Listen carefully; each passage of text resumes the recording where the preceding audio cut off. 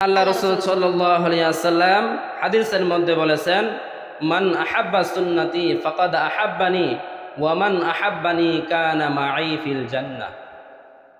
আল্লাহ রাসূল হাদিসের মধ্যে বলেন, মান আহাব্বা সুন্নতি, যে ব্যক্তি আমার সুন্নতকে মোহাব্বত করবে, ভালোবাসবে, ফাকাদ আহাব্বানি, সে কেবল আমাকেই ভালোবাসলো, ওয়া মান আহাব্বানি কানা মাই ফিল জান্নাহ, আর এই ভালোবাসায় তাকে জান্নাতে প্রবেশ করাইবে।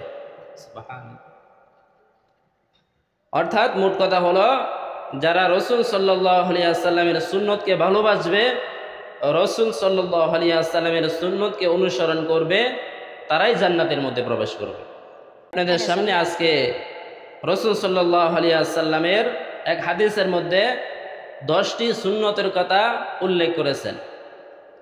আজকে এই 10টি সুন্নত সম্পর্কে আলোচনা করব। তো এই হাদিসটি হযরত আয়েশা রাদিয়াল্লাহু তাআলা আনহা থেকে বর্ণিত। তার হাদিসটি হলো, আন আয়েশা রাদিয়াল্লাহু আনহা قال قال رسول الله صلى الله عليه وسلم عشر من الفطرة قص الشارب وإعفاء اللحية والسواك والاستنشاق الماء وقص الأظفار وغسل البراهم ونتف الإبط وحلق العانة والانتقاص الماء غسل الفم।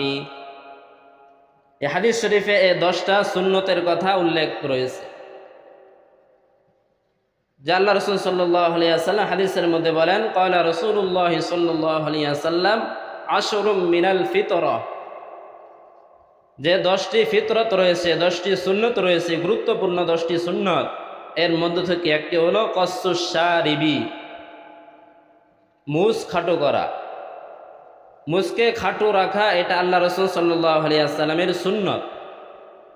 2 নম্বর সুন্নত হলো ওয়াইফাউল লিহিয়াতি, দাড়ি লম্বা করা। 2 নম্বর সুন্নত হলো দাড়িকে লম্বা করা। 1 নম্বর সুন্নত হলো মুছ খাটো করা, আর 2 নম্বর সুন্নত হলো দাড়িকে লম্বা করা। আল্লাহ রাসূলের সুন্নত, কিন্তু আমরা এই সুন্নতের উল্টা করি। কি করি? মুছকে লম্বা করি, দাড়িকে যত ছোট রাখা যায়। রাসূলের সুন্নত বিরোধী।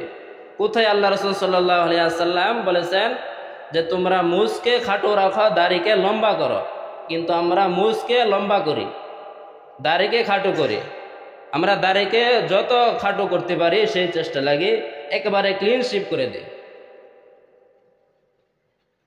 এই দাড়ির কারণে হতে পারে আল্লাহ রাসূল সাল্লাল্লাহু আলাইহি ওয়াসাল্লামের সুপারিশ আমার আপনার জন্য গ্রহণ না হতে পারে, কারণ আমার আপনার এই দাড়ি আল্লাহ রাসূল সাল্লাল্লাহু আলাইহি ওয়াসাল্লামের সুপারিশের কারণ হবে। কারণ এই দাড়ি হলো আল্লাহ রাসূল সাল্লাল্লাহু আলাইহি ওয়াসাল্লামের গুরুত্বপূর্ণ একটি সুন্নত। এই দাড়ি রাখা হলো প্রত্যেক মুসলমানের উপর ওয়াজিব। এই দাড়ি যারা কাটতেছে তাদের কিন্তু অনেক ক্ষতি হচ্ছে। প্রত্যেকটা মুহূর্তেই কবিরা গুনাহ লেখা হচ্ছে, নাউযুবিল্লাহ। কবিরা গুনাহ লেখা হচ্ছে প্রত্যেকটা মুহূর্তেই। 24 ঘন্টায় কিন্তু দাড়ি কাটার গুনাহ আমার আপনার আমলনামায় লেখা হচ্ছে। এমন কোনো গুনাহ নাই যা 24 ঘন্টা লেখা হয়, কিন্তু দাড়ি কাটার গুনাহ 24 ঘন্টা লেখা হয়। কেউ যদি ঘুমে থাকা অবস্থায় কেউ তো কোনো গুনাহ করতে পারে না, কিন্তু ঘুমে থাকা অবস্থায় কিন্তু দাড়ি কাটার জন্য আমার আপনার গুনাহ লেখা হচ্ছে। কত মারাত্মক এই দাড়ি কাটার গুনাহ! 24 ঘন্টায় আমার আপনার এই দাড়ি কাটার গুনাহ লেখা হয়।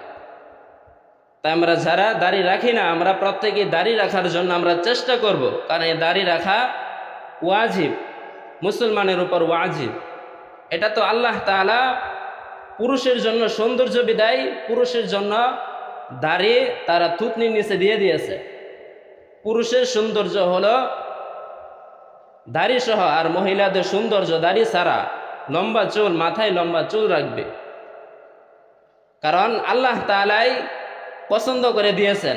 আল্লাহ তাআলাই জানেন কোনটা কাকে কোথায় দিলে সৌন্দর্য দেখাবে, কখন কাকে কিভাবে দিতে হবে, এটা আল্লাহ তাআলাই ফয়সালা করে দিয়েছেন।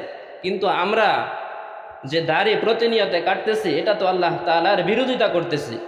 আমরা আল্লাহ তাআলার কাছে এটা বলতেছে, হে আল্লাহ, আপনার বিধান মানি না, আপনি যে দাড়ি দিয়েছেন এই দাড়ি আমার কাছে ভালো লাগে না।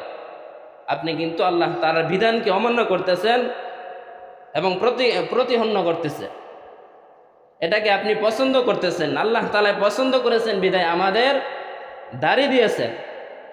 এই দাড়ির মাধ্যমে কিন্তু আল্লাহ রাসূল সাল্লাল্লাহু আলাইহি ওয়াসাল্লাম কাল কিয়ামতের দিন সুপারিশ করবে। তাই আমরা দাড়ি রাখার জন্য আমরা সকলে চেষ্টা করি, যারা দাড়ি রাখি না আমরা প্রত্যেকেই দাড়ি রাখার জন্য চেষ্টা করি। তো আল্লাহ রাসূল সাল্লাল্লাহু আলাইহি ওয়াসাল্লামের দুইটা সুন্নত গেল। 3 নম্বর সুন্নত হলো ওয়াসিওয়াক, মেসওয়াক করা। মেসওয়াক করাও এটা আল্লাহ রাসূল সাল্লাল্লাহু আলাইহি ওয়াসাল্লামের রাসূলের গুরুত্বপূর্ণ একটি সুন্নত। হাদিসের মধ্যে বলেছেন, লাউলা আন আশুক্কা আলা উম্মতি লা আমারতাহুম বিসিওয়াক ইনদা কুল্লি সালাত। যে মানুষের জন্য যদি কষ্টকর না হতো তাহলে আমি প্রত্যেক নামাজের সময় মেসওয়াক করা ওয়াজিব করে দিতাম। যদি মানুষের জন্য কষ্টকর না হতো, এটা কষ্টকর বিদায় আল্লাহ তাআলা এটা প্রত্যেক নামাজের সময় মেসওয়াক করাকে ওয়াজিব করেন নাই, আদেশ করেন নাই।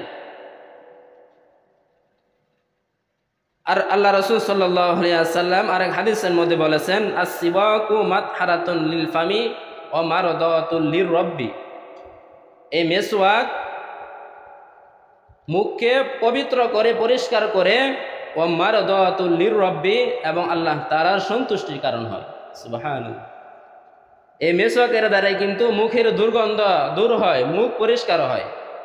ব্রাশ দ্বারা, বিভিন্ন ওষুধ দ্বারা যে ব্রাশ করা হয়, ব্রাশ দ্বারা যতটুক পরিষ্কার হয় না, যতটুক দুর্গন্ধ দূর হয় না, মেসওয়াকের দ্বারা কিন্তু এর থেকে আরো বেশি পরিষ্কার এবং দুর্গন্ধ দূর হয়। যারা মেসওয়াক করে তারাই বলতে পারে। কিন্তু আমরা এই মেসওয়াক যে সুন্নত, আমরা সুন্নতের ব্যাপারে আমরা অবহেলা করি। আমরা প্রত্যেকে অবহেলা করি, আমি আপনি সকলেই মেসওয়াকের ব্যাপারে অবহেলা করি। কিন্তু আল্লাহ রাসূল সাল্লাল্লাহু আলাইহি ওয়াসাল্লামের গুরুত্বপূর্ণ একটি কিন্তু সুন্নাত এই মেসওয়াক করা। তাই আমরা এই মেসওয়াকের সুন্নতটা আদায় করব। 4 নম্বর সুন্নত হলো ওয়াল ইস্তিনশাকুল মা'i, পানি দ্বারা নাক পরিষ্কার করা। পানি দ্বারা নাক পরিষ্কার করা এটা আল্লাহ রাসূল সাল্লাল্লাহু আলাইহি ওয়াসাল্লামের সুন্নত। 5 নম্বর সুন্নত হলো কসুল আজফারি, নখকে খাটো রাখা। নখ খাটো রাখা এটা কিন্তু আল্লাহ রাসূল সাল্লাল্লাহু আলাইহি ওয়াসাল্লামের সুন্নত। যেরকম ভাবে পরিষ্কার পরিচ্ছন্নতা, সেরকম ভাবে এটা আল্লাহ রাসূল সাল্লাল্লাহু আলাইহি ওয়াসাল্লামের সুন্নত। কিন্তু অনেক যুবক ভাইদেরকে দেখা যায় যে নখ বড় রাখে। এই নখ বড় রাখার কারণে কিন্তু নখের মধ্যে যে ময়লা জীবাণু লেগে থাকে, যখন খাবার খেতে যায় তখন কিন্তু খাবার এর মধ্যে এই ময়লা জীবাণু গিয়ে আমাদের পেটের মধ্যে অসুখ বিসুখ সৃষ্টি হয়। এই নখের ময়লা, এই নখের জীবাণুর কারণে কিন্তু আমরা অনেকে অসুস্থ হয়ে যাই, যা আমরা টের পাই না। তাই আমরা চেষ্টা করব প্রত্যেক সপ্তাহে নখ কাটার জন্য, পরিষ্কার পরিচ্ছন্নতা থাকবো। আল্লাহ রাসূল সাল্লাল্লাহু আলাইহি ওয়াসাল্লাম বলেছেন, আত-তুহুরু শাতরুল ঈমান, পবিত্রতা পরিচ্ছন্নতা হলো ঈমানের একটি অঙ্গ। আমরা পরিষ্কার পরিচ্ছন্নতা থাকবো। তাই আল্লাহ রাসূল সাল্লাল্লাহু আলাইহি ওয়াসাল্লামের যে 5 নম্বর সুন্নাত কসুল আজফার, নখ খাটো রাখা, নখকে আমরা ছোট রাখবো। 6 নম্বর সুন্নাত হলো গসতুল বারাজিমি, নাক কানের ছিদ্র এবং আঙ্গুলের গিরাসমূহে পানি দেওয়া।